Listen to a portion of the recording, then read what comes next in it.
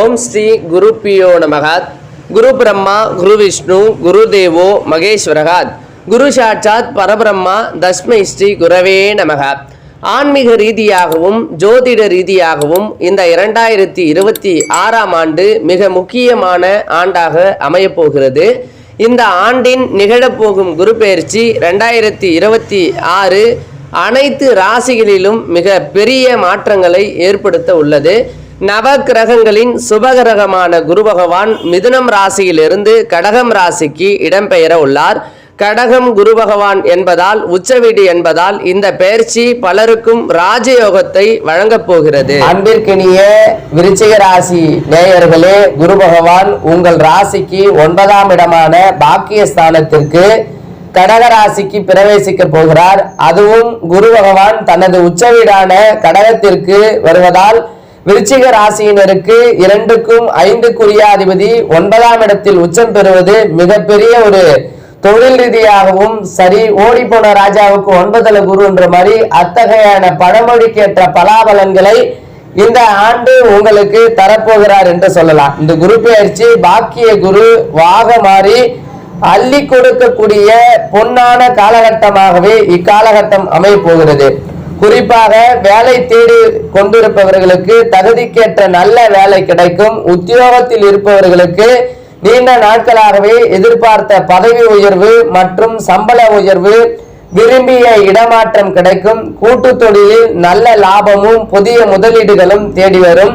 குறிப்பாக தன வரவு திருப்திகரமாக இருக்கும் பட்சத்தில் 9ஆம் இடமான பாக்கியஸ்தானம் என்பதால் எதிர்பாராத பணவரவு, பூர்வீக சொத்துக்கள் மூலம் லாபம் மற்றும் அதிர்ஷ்ட வாய்ப்புகள் உங்களை தேடி வரும் என்று சொல்லலாம்.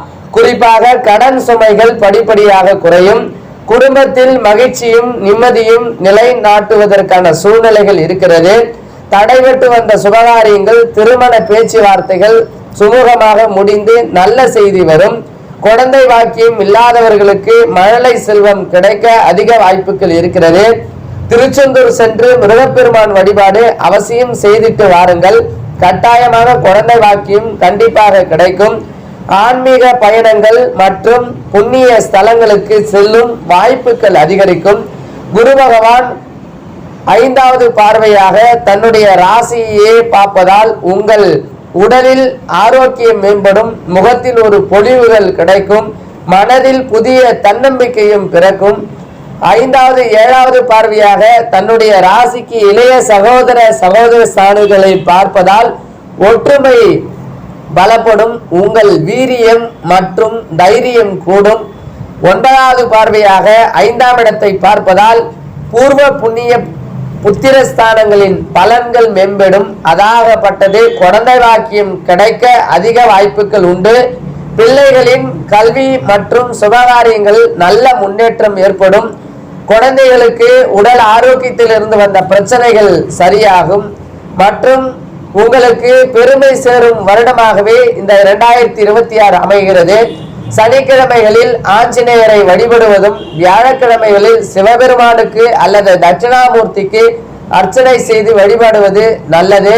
உங்களால் முடிந்த அளவுக்கு வயதானவர்களுக்கு, ஆன்மீக பெரியோர்களுக்கும் வஸ்திர தானம், ஆடை தானம் அல்லது செய்வது மிகவும் நற்பலன்களை கொடுக்கும். சுருக்கமாக சொல்லணும்னா இந்த 2026 இந்த ஆண்டு குரு பெயர்ச்சி விருச்சிக ராசியினருக்கு தொட்டதெல்லாம் தொடங்கும் ஒரு பொன்னான காலமாகவே அமையப்போகிறது.